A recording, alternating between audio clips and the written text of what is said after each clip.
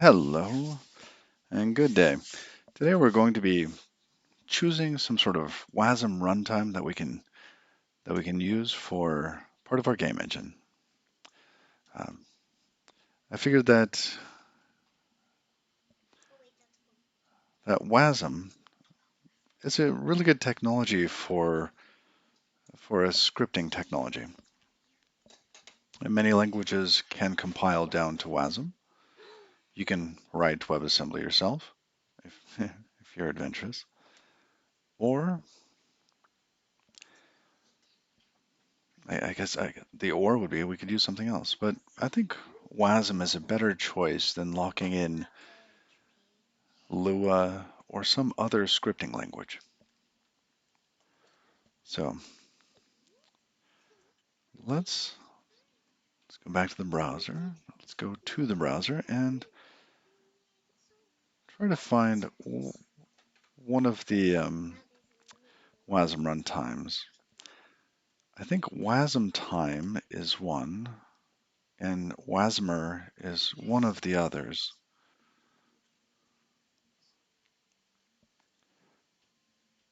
This one just had a new release. I think it had some decent performance improvements.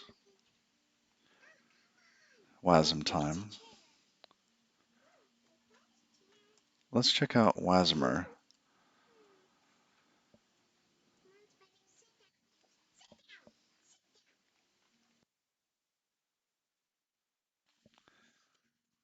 Wow, this one has a couple of things going on as well. Let's see, pluggable engine.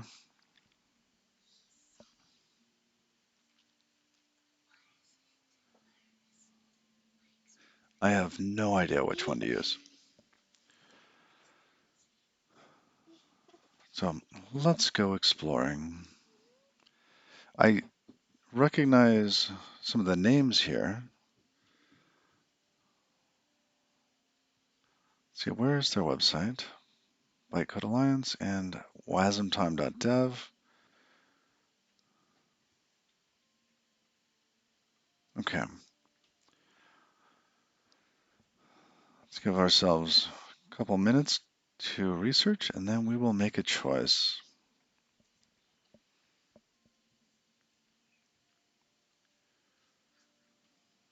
Rust compiler and toolchain. Okay, that's for building it. Embedding. We are going to embed it in Rust. That works for us.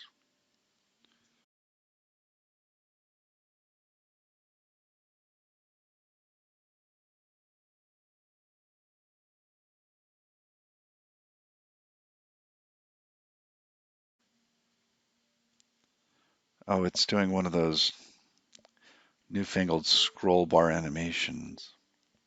Everybody loves those, except me. Hmm.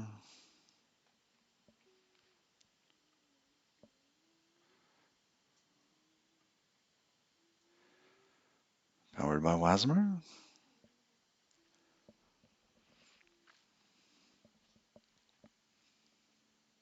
And we could try it right now. Hmm.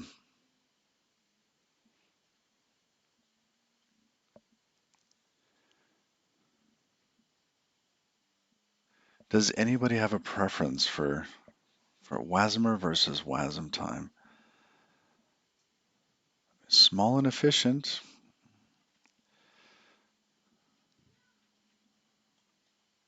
Let's see what they have going on here. Major single pass improvements. Oh, was it Wasmer that had the change I was thinking of?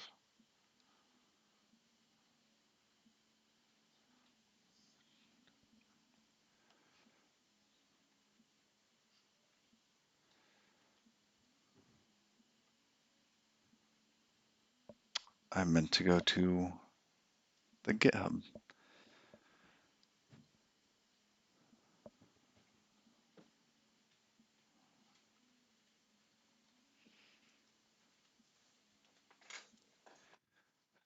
Fast and secure. That sounds nice.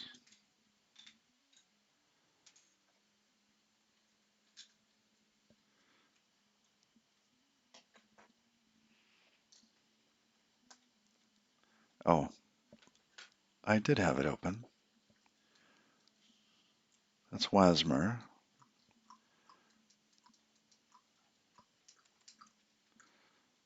and Wasm time.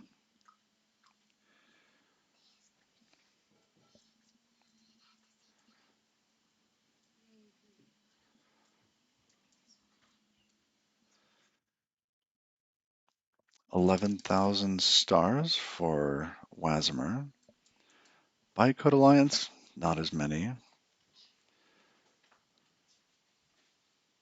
Although there's more forks.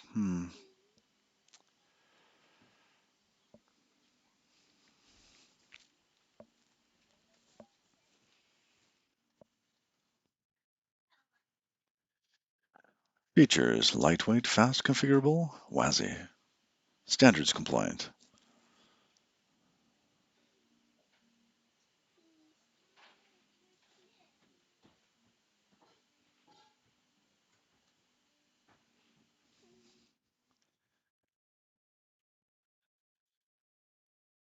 Secure by default. WASM and Inscriptum. It's fast, secure, embeddable. Oh, compliant with the latest WebAssembly proposals. CMD reference types and threads. Ooh, that's nice.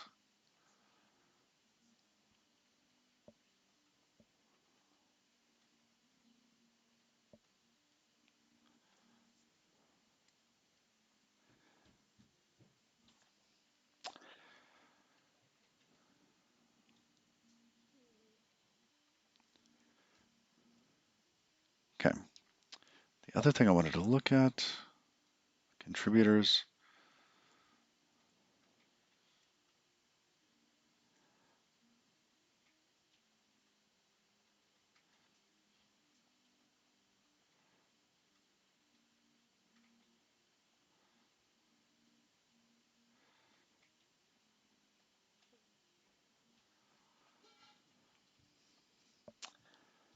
I'm leaning towards Bytecode Alliance WASM time.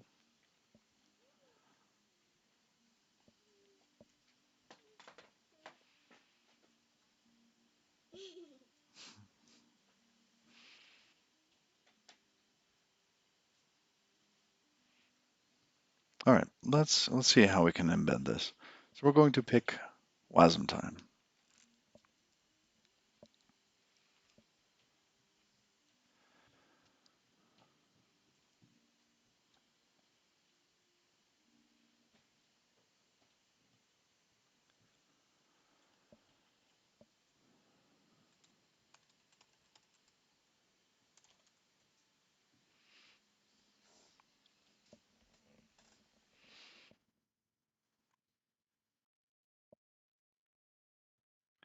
Okay, new lib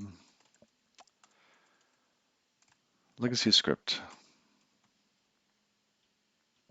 Scripting? I'm calling it scripting for legacy reasons. All right.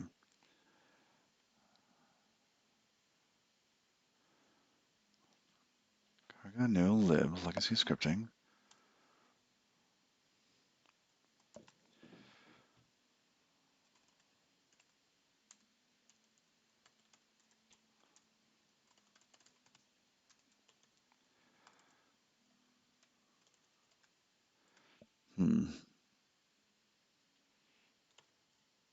Oops.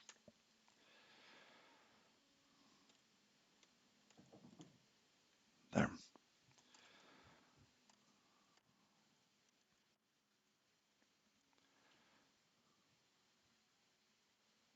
I'm using one from. Really? I thought I had already fixed that.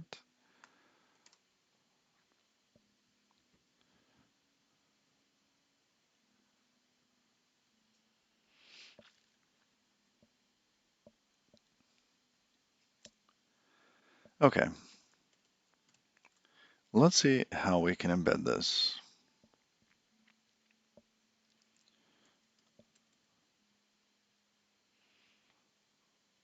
WASM time crate.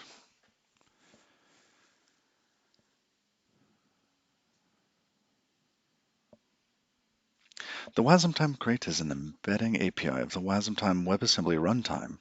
This is intended to be used in Rust projects and provides a high-level API of working with WebAssembly modules. Okay.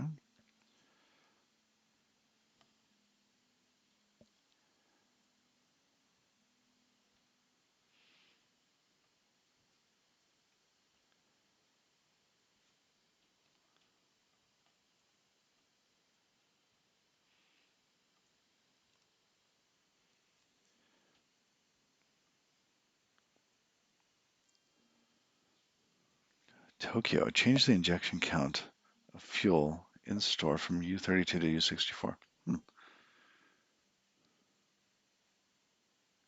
Oh, interesting.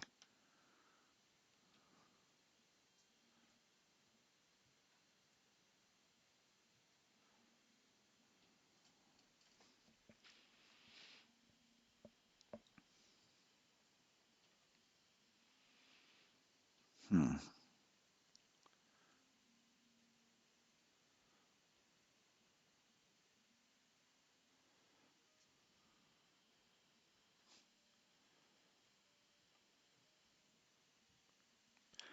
And the documentation.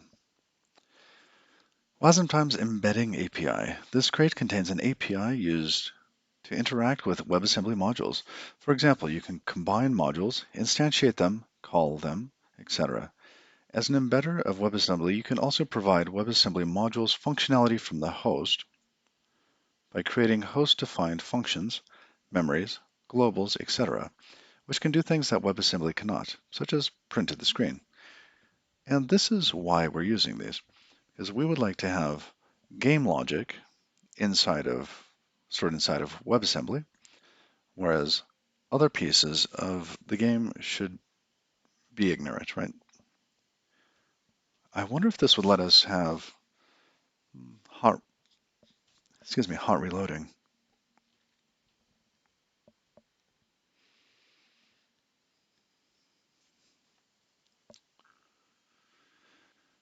Okay, the WASM time crate has similar concepts to the JS WebAssembly API, as well as the proposed C API, but the Rust API is designed for efficiency, ergonomics, and expressivity in Rust. As with all of other Rust code, you're guaranteed that programs will be safe. That's nice. I really like that.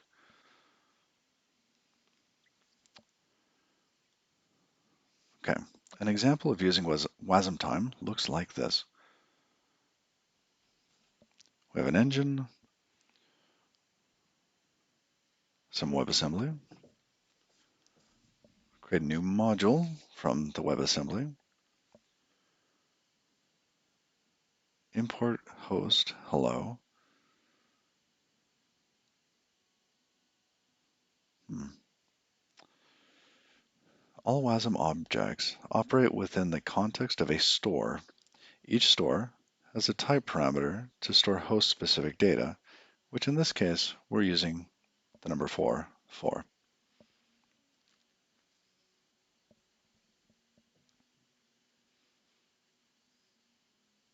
Hmm.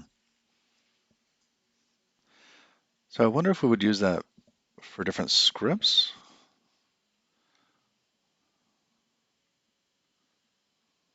Interesting.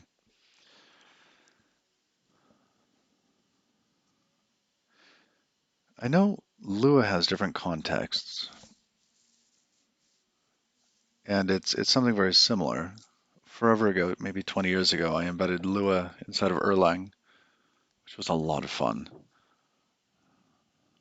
It was like Node.js, but with Lua and Erlang.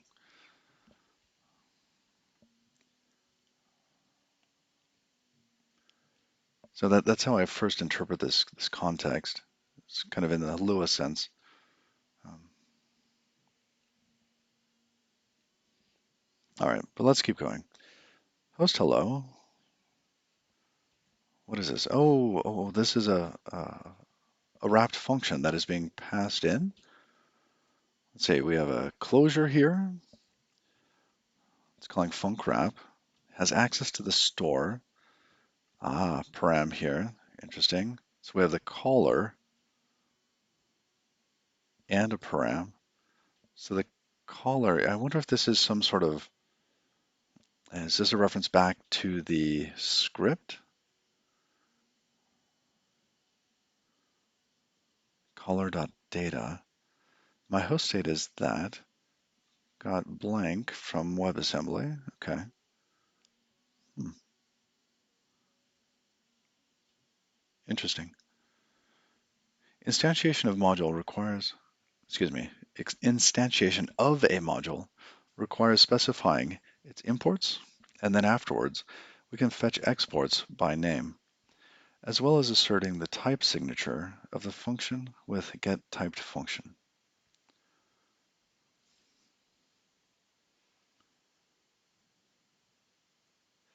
So in this case, we have an instance. Now, what was exported here? Hello. All right.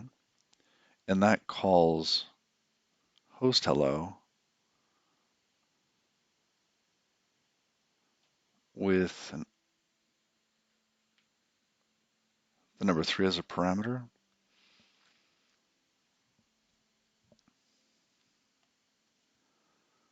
So we call them, they end up calling back. Okay, fascinating. Host hello is actually referenced here. Instantiation, okay.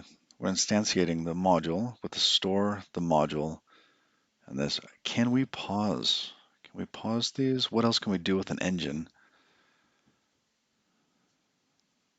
Lua ended up giving you a lot of different abilities, right? Whenever something is yielded, you could pause the runtime and go and do other things with your CPU, memory, etc. You could store it to disk and just forget about it. Load it up tomorrow. Okay.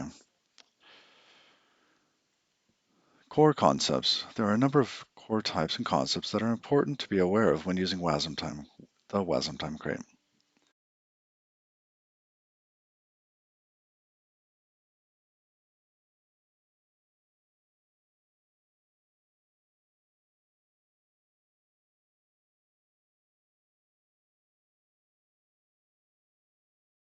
It requires first configuring, and creating an engine. Interesting module. That's a compiled WebAssembly module. Represents in-memory JIT code, which is ready to execute after being instantiated. It's often important to cache instances of a module because creation can be expensive. Gotcha. Note that module is safe to share across threads and can be created from a WebAssembly binary and an engine with module new. Caching can either happen with precompiled module or serialize. Gotcha. All right. The store. This must be where all the state is. Container for all information related to WebAssembly objects such as functions, instances, memories, etc.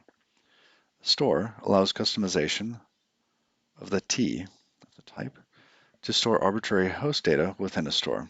So host data can be accessed through host functions via the caller.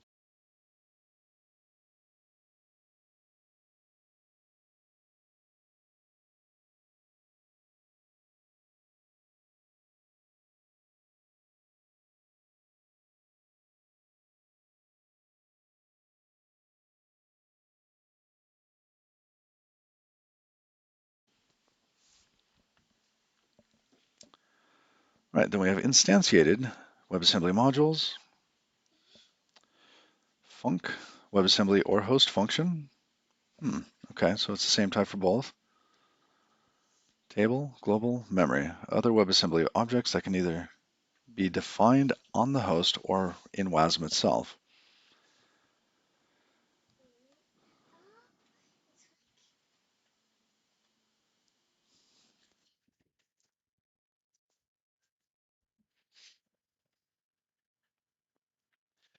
Interesting. It seems like you could do quite a bit with WebAssembly, right?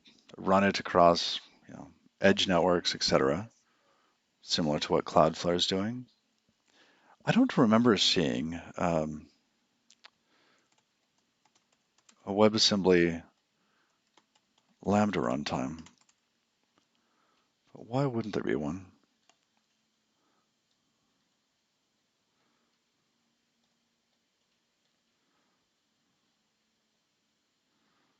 Cloud Native Computing Foundation.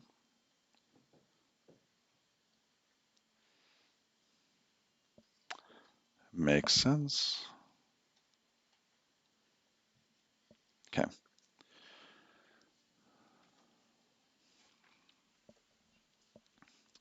So let's get something up and working. I want to be able to play around with a couple of these.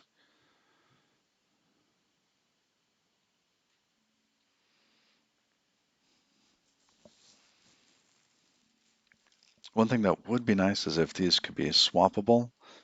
So let's say we did want to switch this out for a different um, WebAssembly runtime.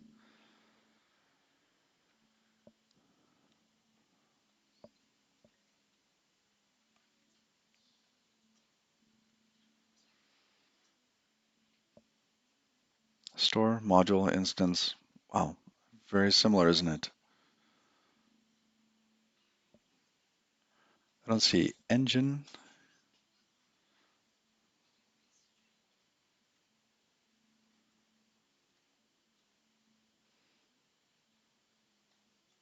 Okay, pluggable engines, pluggable compilers. Ooh, nice.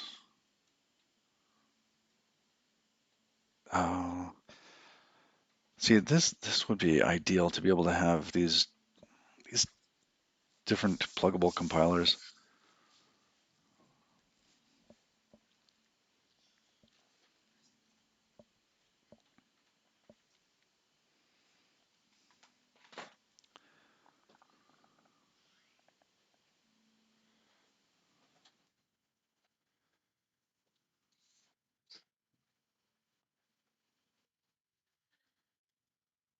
All right, yeah, we're switching. We're gonna go with Wasmer.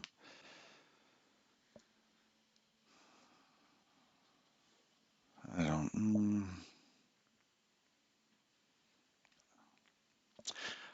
I don't know.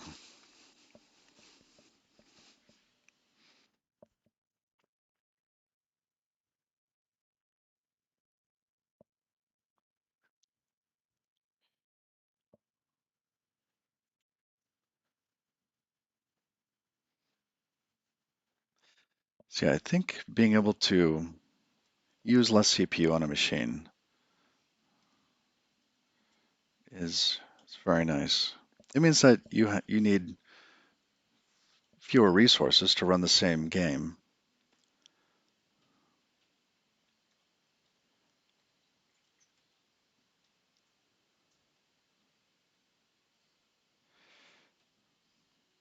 All right, let's take that.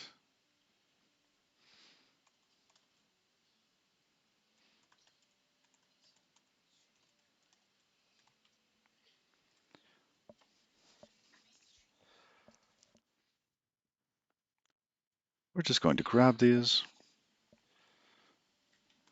drop them in.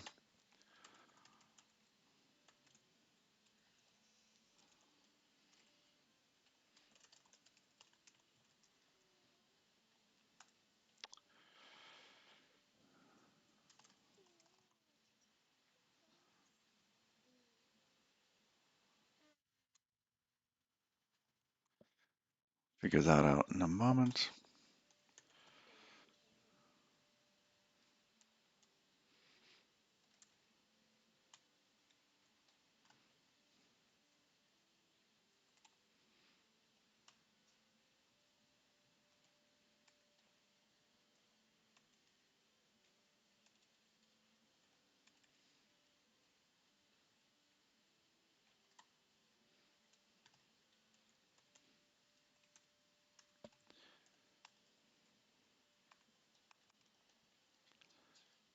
I'm on a different keyboard today, just the Mac keyboard. So everything's in a slightly different position. Now, what do we want to do here? I mean, in the example, they're using anyhow.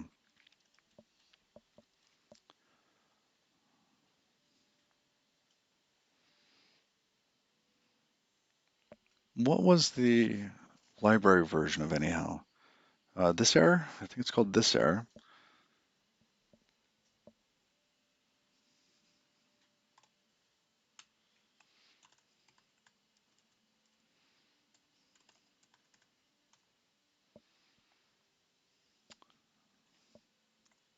One dot zero dot 30 was it? 30, yes.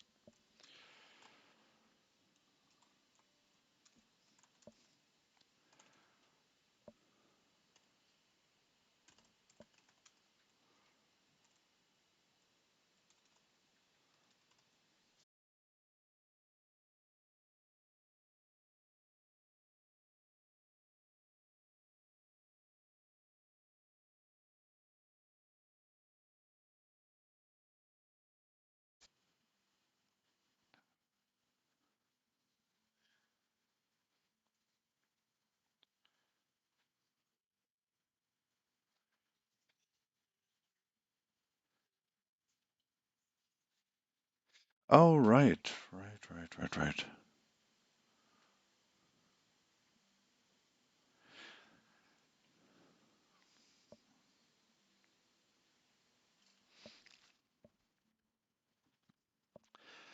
But we were going to also try something else. What was the other one that we wanted to look at? Oh goodness, months ago.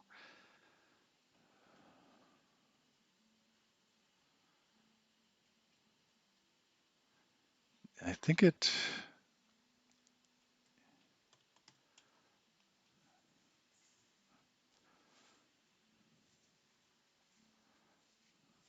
this one.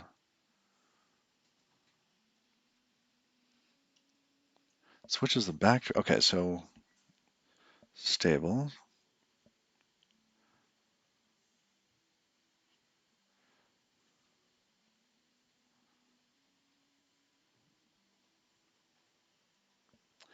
Anyhow, hey, welcome. Well, anyhow, you tend to use more inside of application library, whereas this error and R you would use in a library.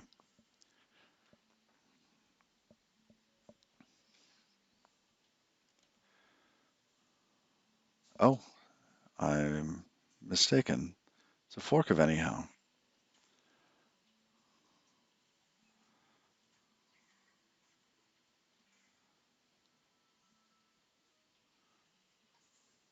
Hmm.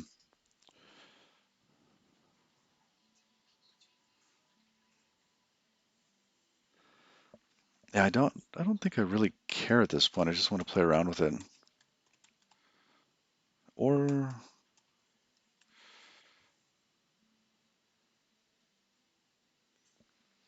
why would we use one over the other? Jane R. Cute.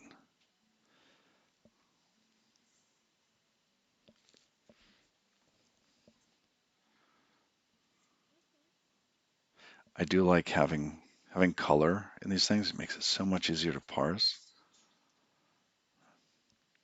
I mean, that's just beautiful. Something like this with outputs, span traces. Oh, that's gorgeous. Probably a little much though. You've never used R?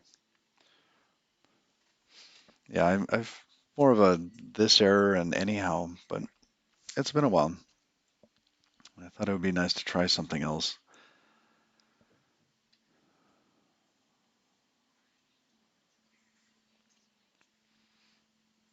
Oops, I clicked on that image.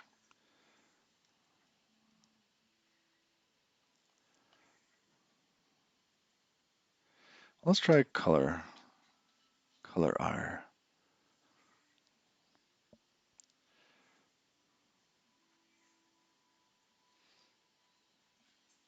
Custom hooks for colorful human-oriented error reports via panics and the IR crate. And when dealing with embedded scripting engines, this could be really nice to be able to know what the different parameters were when going into a call, make it really easy to parse the data. The last time I worked on a big MMO, our scripting engine, well, it was big to me. It's probably a casual one. It's a casual MMO. And we could handle 5,000 concurrent players on a machine. Um, but when there was an error and it was going in or out of the scripting engine, which we were using Java backend, and it was using Groovy. That's right, Groovy. Goodness. Being able to parse those more easily would just be magical.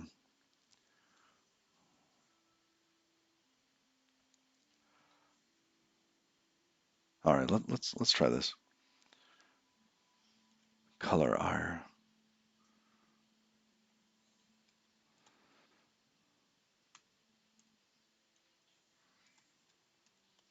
But that's more. Okay.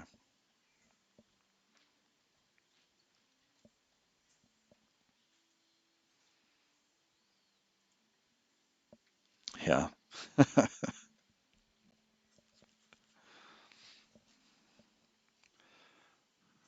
feel like I'm using it poorly already, just because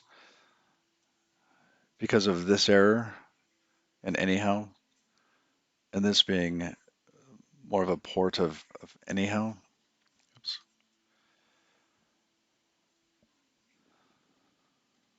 Or a fork. Pardon me. I don't know. It's not really a port.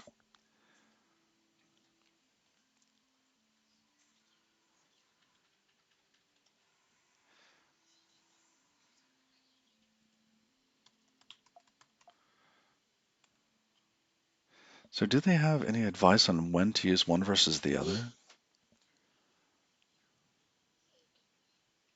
Yeah.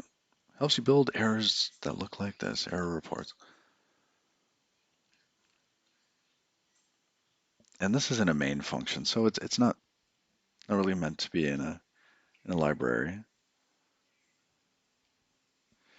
If you don't plan on using tracing error and span trace, you can disable the tracing integration to cut down on unused dependencies. Hmm.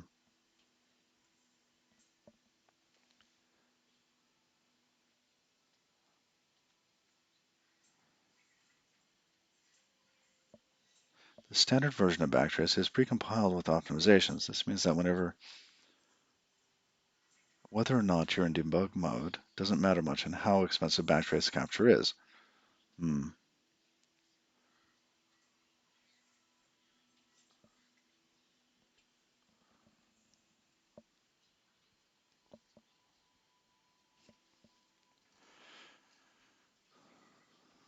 This is something that you could do by default, actually.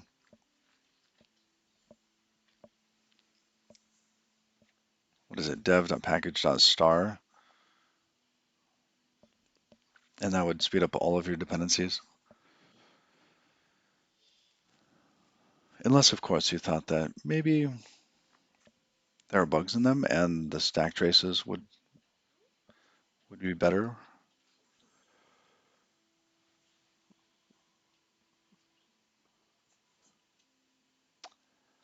All right, well,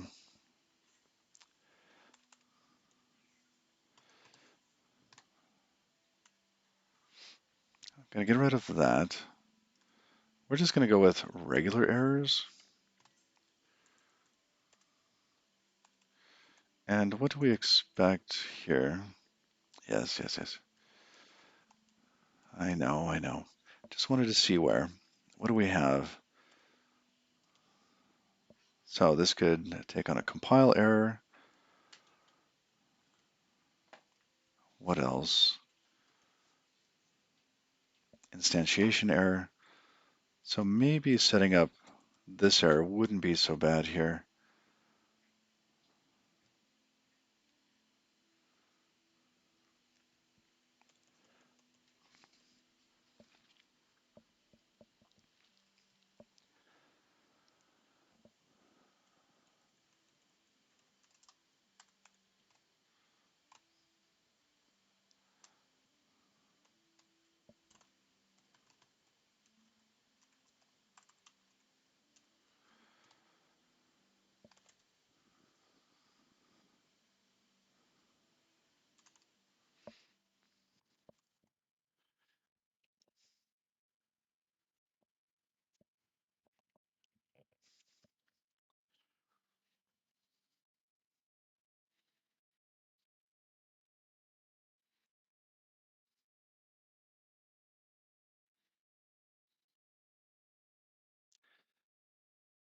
enum error. I do like to make this a little different, maybe just ERR. That'll need to be a pubmod error.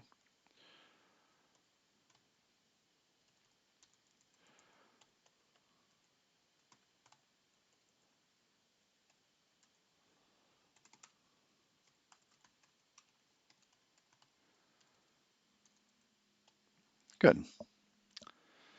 Now we just need to be able to convert from these other types, these other error types.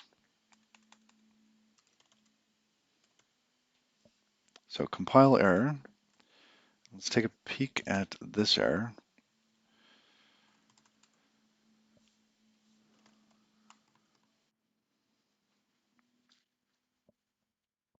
Now they suggest 1.0. I guess they could do something that would break things in a bad way. I don't know. All right. Let's go back to error here. Let's add a couple of these. We will derive error and debug. Now this was this error. Okay. Don't forget our little square brackets. Okay. Now what was the first error?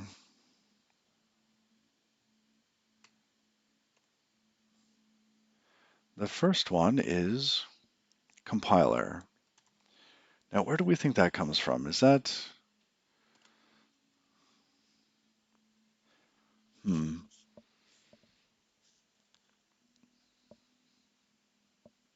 maybe we should call this script error or something else, but we can rename it later.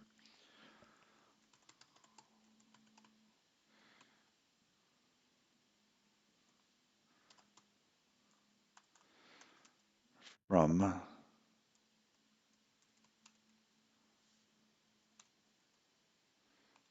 that might be correct. But in front of that, we need error.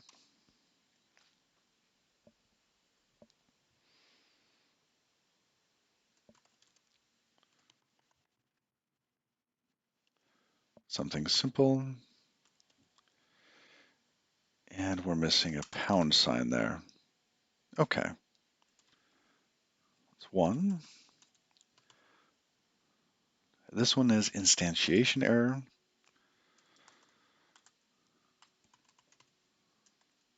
We can improve this text later. This is more placeholder until it goes into production, and then I guess we made a good choice at the beginning.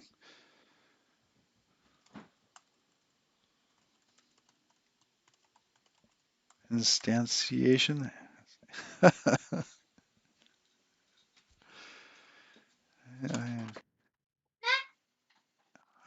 ION. There we go.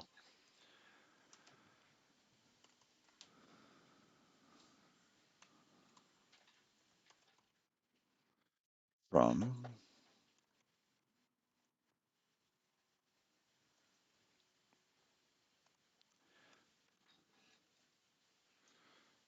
And what was the other one? Was it in call? Get function. Export error.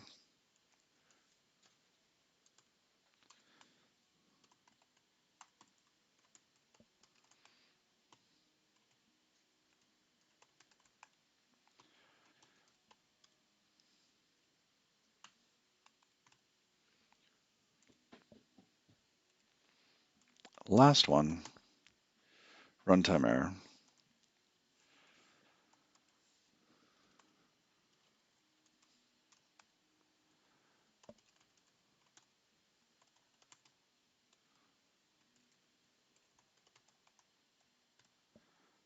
Okay.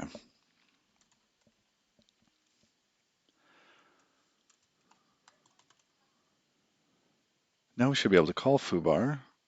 Actually, what is this? Line 7 underline. Give it a save.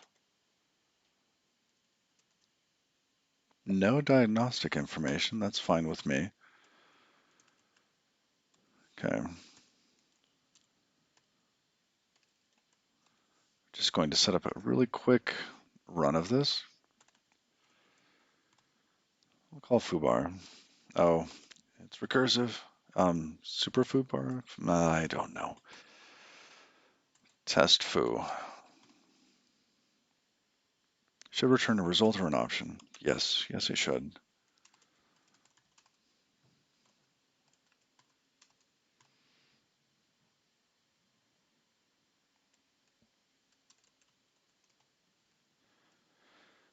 Okay, let's go ahead and test this.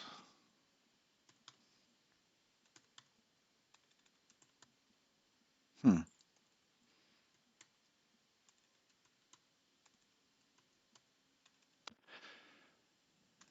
Is my testing not hooked up?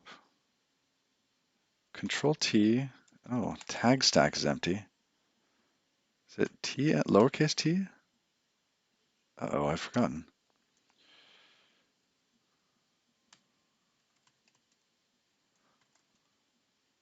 Vim test.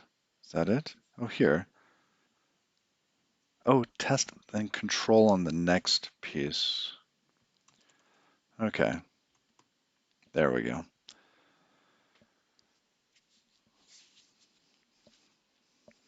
While that's going, let's say that we chose, uh, what did we choose? Wasmer. Okay. Ah, passed just fine. Okay, so we were able to invoke that. Beautiful.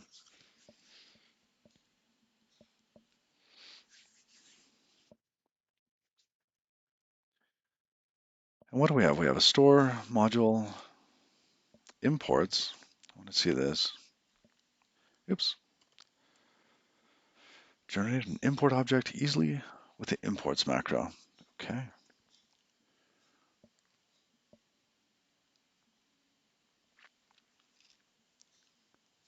Oh, I see. Oh, that is nice.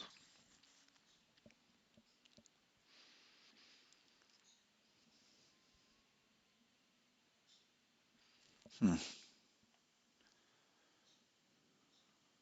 New native. Give it access to the store and then function. Okay.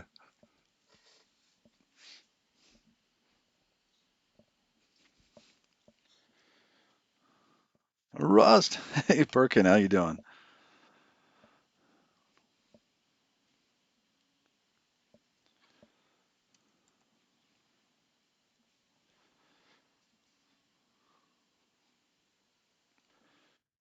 I like the imports. That's really nice. Here it's empty, but ideally it wouldn't be.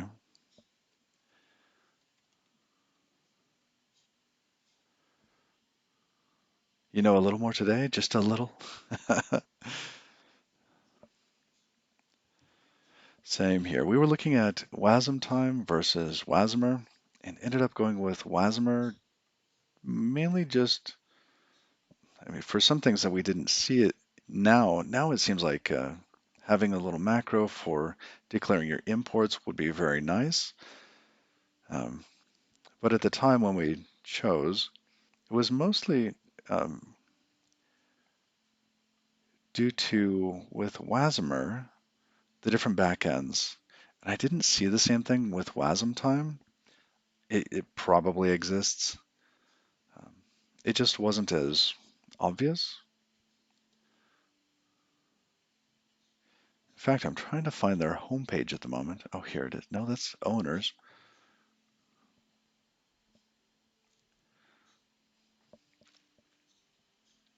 How's my Tesla connection doing, Starlink?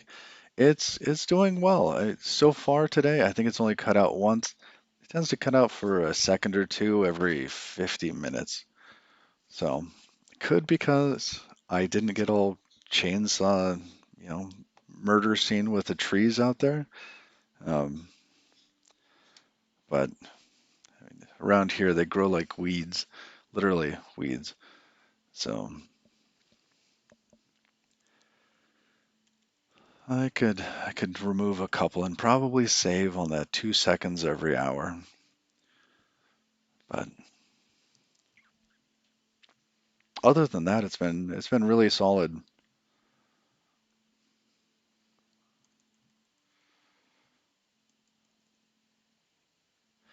Now, how do we choose different backends for this? Here we have some um, a WAT file. I want to give it something else. Let's say let's say I wanted to use Rust code instead. Let's say I wanted to have all the game scripts as Rust, like it gets compiled down to WebAssembly and then run inside of the game engine. How would I do that?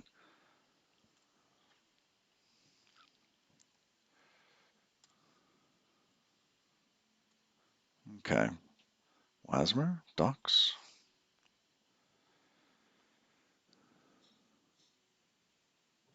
language integrations. Okay, we just copy and pasted this.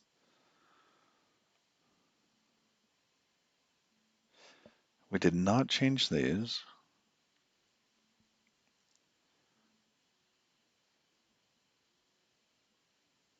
Okay,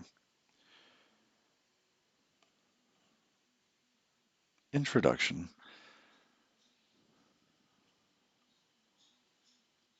It's just a WASM runtime. Oh, I see.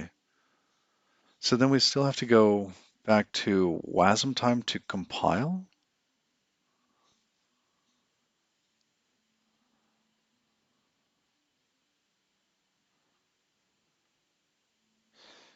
Oh, actually, Rust. No, no, no. Oh, Rust C would compile it. Got it. Okay. Because there's a WASM 32 WASI target. Let's add that.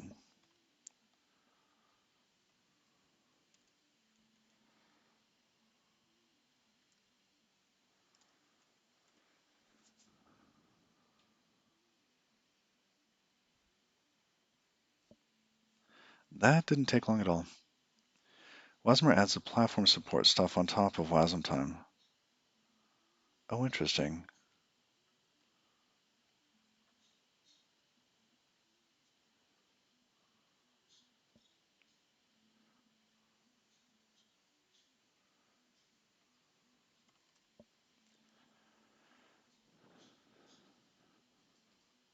So it adds platform support stuff on top of WASM time.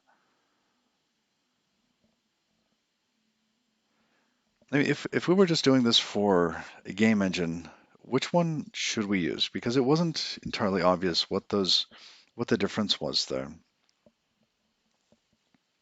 And what does platform support mean?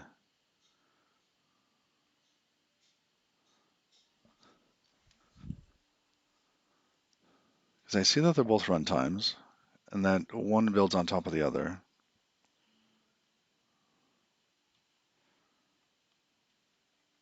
I guess I don't know what WASI is. Let's go look. Oh,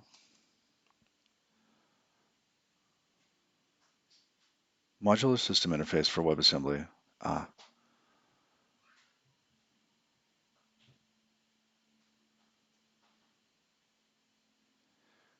do I need that?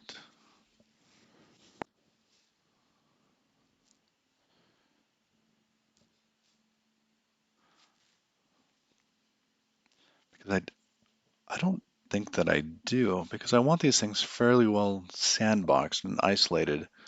No network, no file system. Anything that they're asking for should be provided by the engine.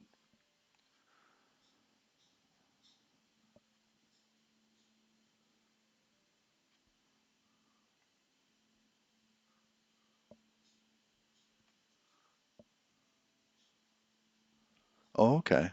Misremembered. Wasmer uses LLVM. Wasmtime uses CraneLift.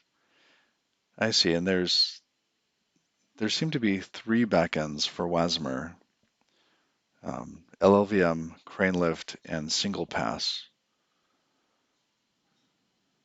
And that looked attractive. Being able to use, let's say, Single Pass when doing development and something like LLVM for when doing production.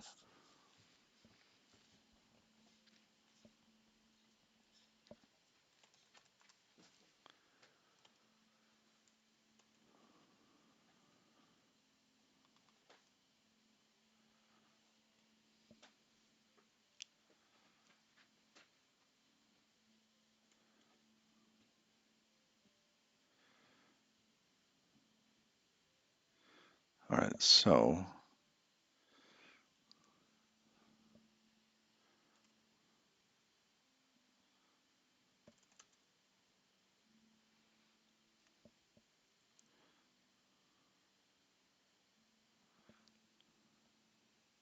I don't know where to put the scripts, like the game scripts, because I want to separate this between like game server engine and game content. And the scripts are definitely content.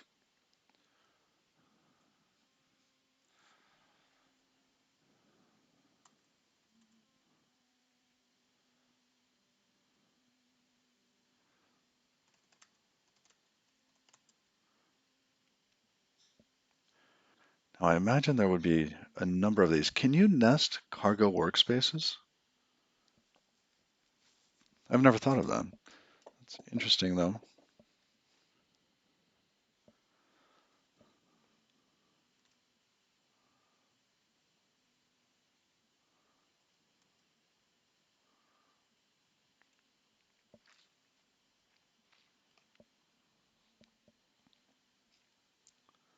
Polkadot's substrate uses CraneLift.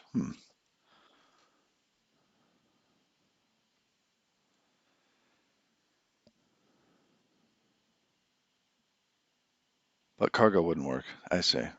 Gotcha. Um,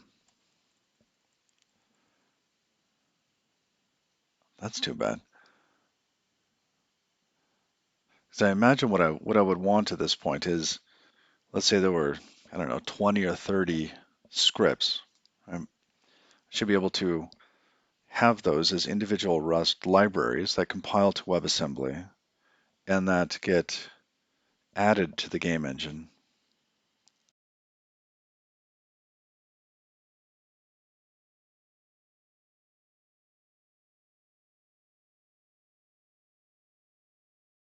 Another would be a workspace. I see. Well, it's probably best to keep them separate anyways.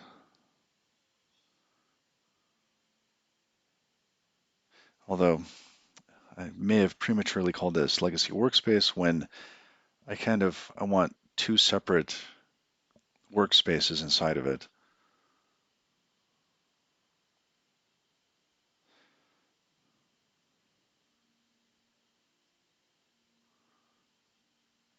Wasm timer? Hmm.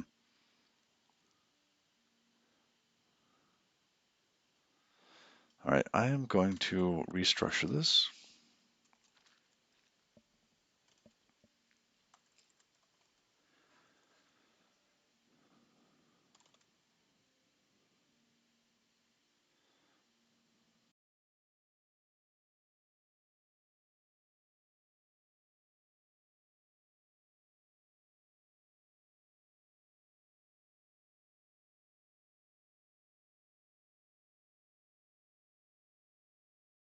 Not just going to be server, there will be um, client pieces as well. Why would somebody use CraneLift instead of LLVM? Performance. It's faster to compile using CraneLift instead of LLVM, but LLVM produces faster code. So you can iterate faster with CraneLift. And it probably produces fast enough code.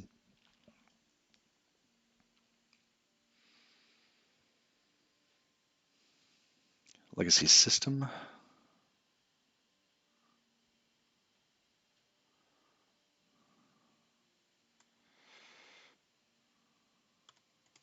System kind of works. It's more like OSS. Huh, that's funny. All right,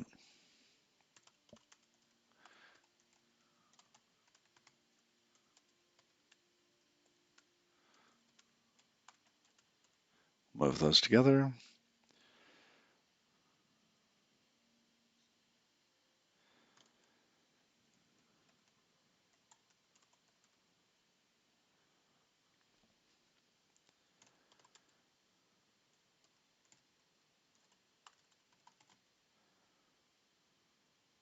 So we have the content project and then the OSS side. And the content would include the different game scripts.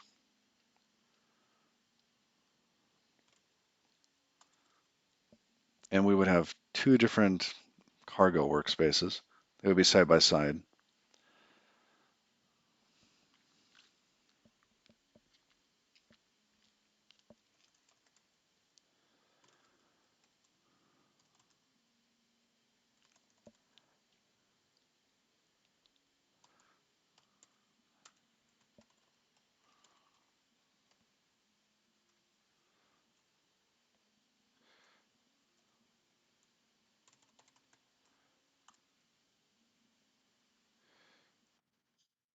Is it workspace? And then members equals, then we could have something in here, script foo.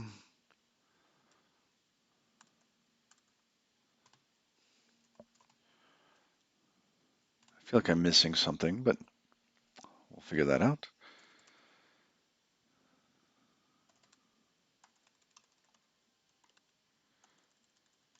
Let's go up one.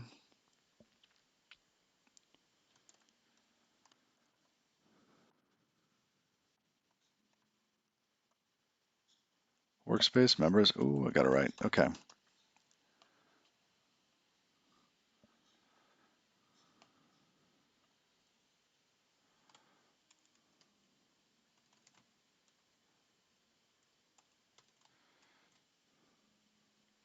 Okay. So let's create some sort of script.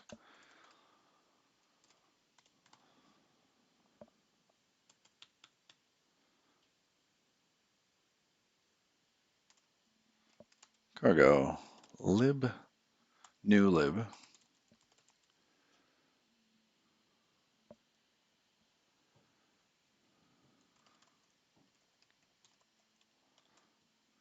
There's our hello world.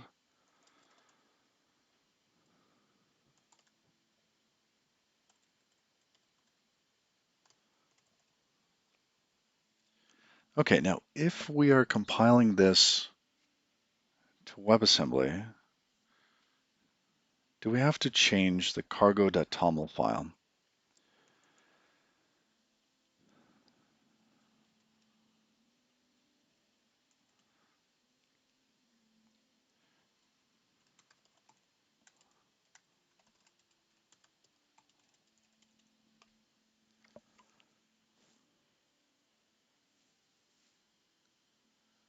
Install Rust WASM pack.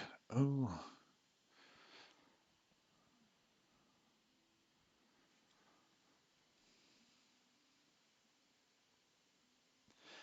this feels very familiar.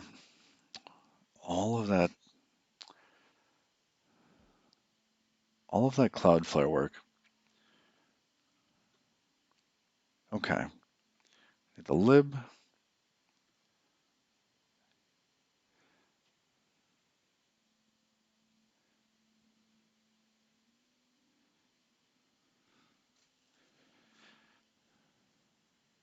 Interesting. What? I don't think we need web here.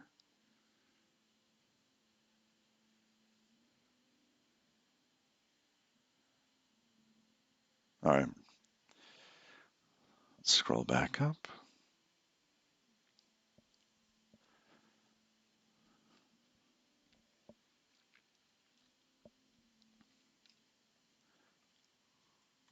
Let's make sure we have WASM pack. Bundling in a browser application.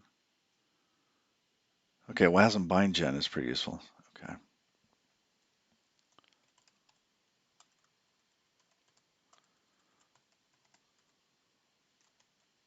Wait.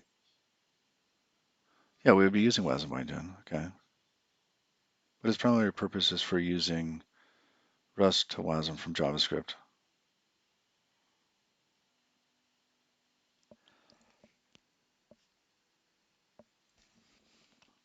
Okay.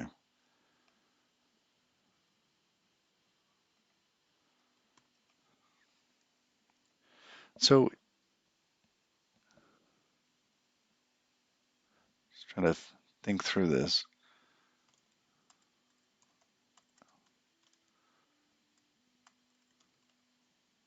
So here's script hello world. We still need, let's go back one. We still need the cargo toml file change with oop, scroll around a little bit.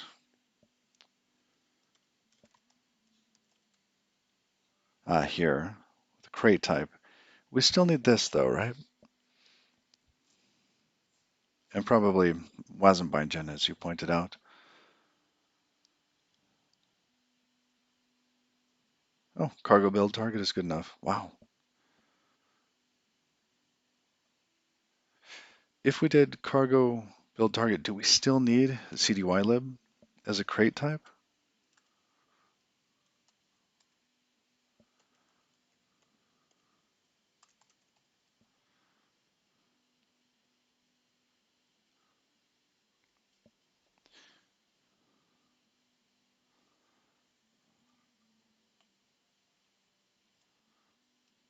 Let's see, where's build in here?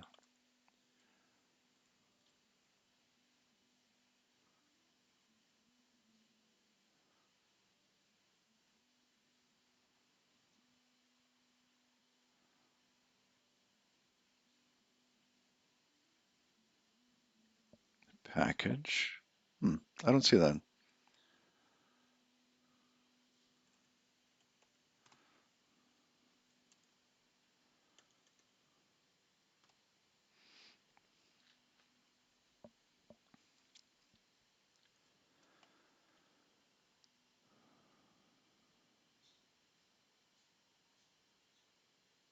Oh, target, build target. I see. Dot cargo config. Ah, yes. Ooh, that guy. Oh, interesting. Now with the dot cargo files directories, right? Those are really just cargo invocation overrides, as you're saying. Can they be to individual members of a workspace, or is it for a workspace? I don't remember that.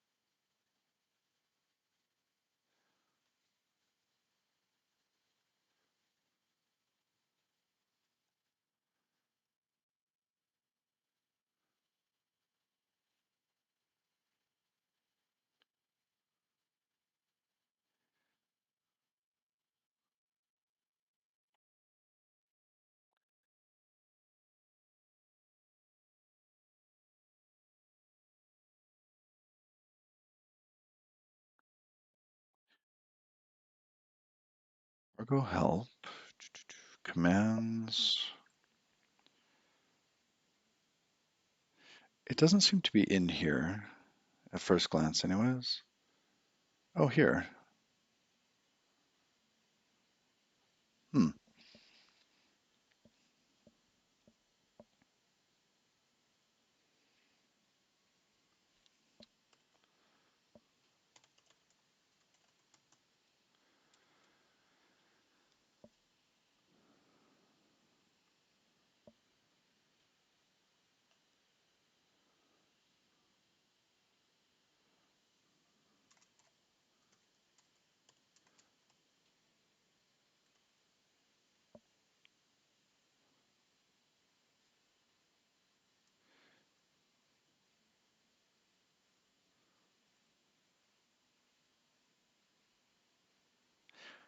Now here they say WASM 32 Aussie.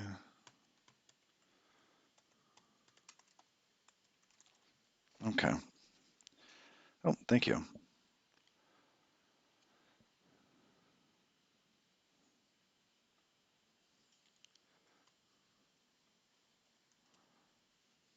Let's change this.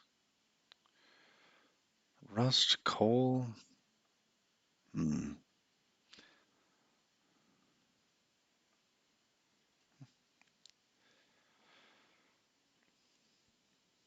Okay.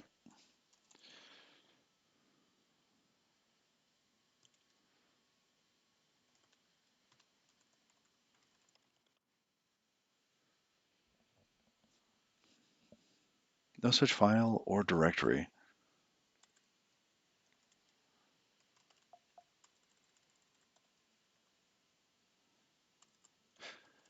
Did I put that at the wrong level? Oh, I did.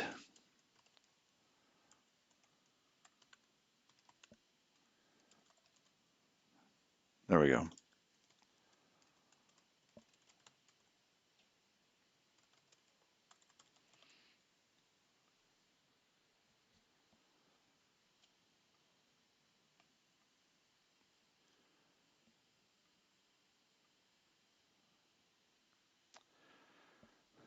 Hey, it's Tanaka 91. What are we working on? We are rebooting Legacy. Just building it again. That's kind of what I do. I just rebuild it over and over again. Okay. I want to check out the content that was produced there.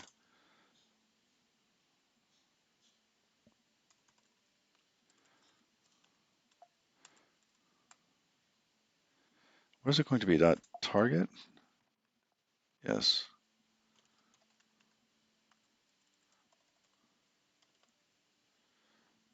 So we have this file.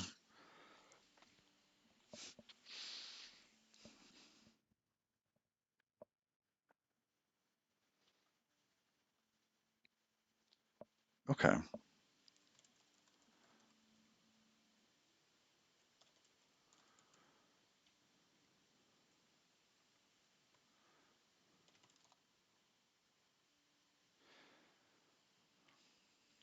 So the next stage would be loading this WASM file and passing it back into the, the script host. Oh, did I close Vim? I did. So in here, instead of a WAT file, we would want to load the WASM file. Now module new, can it take that?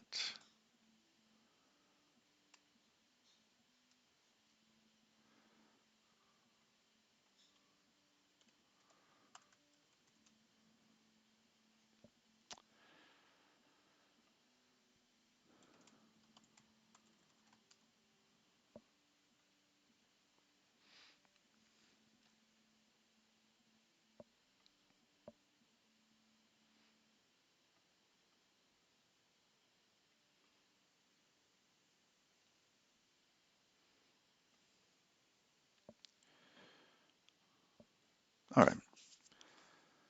And we were looking for module.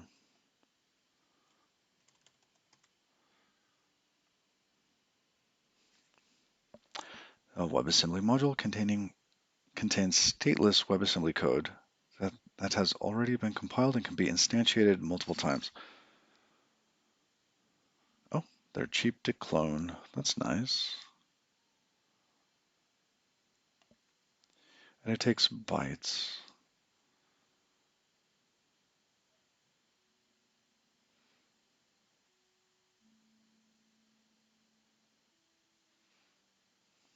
Okay, this might be a good place to stop, and we will probably pick up on this,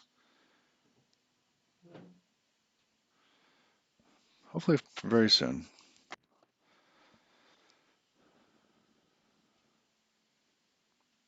But I think we made some good progress. Just making decisions is always good progress.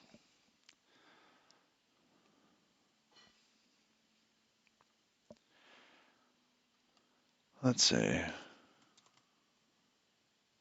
Goodness, I don't even know how to read people anymore.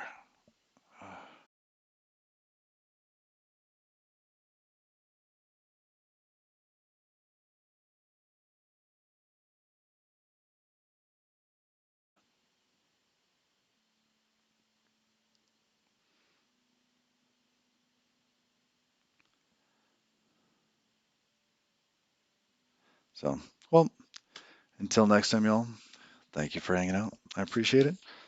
And we'll slowly but surely make progress on this. Till next time. Bye bye.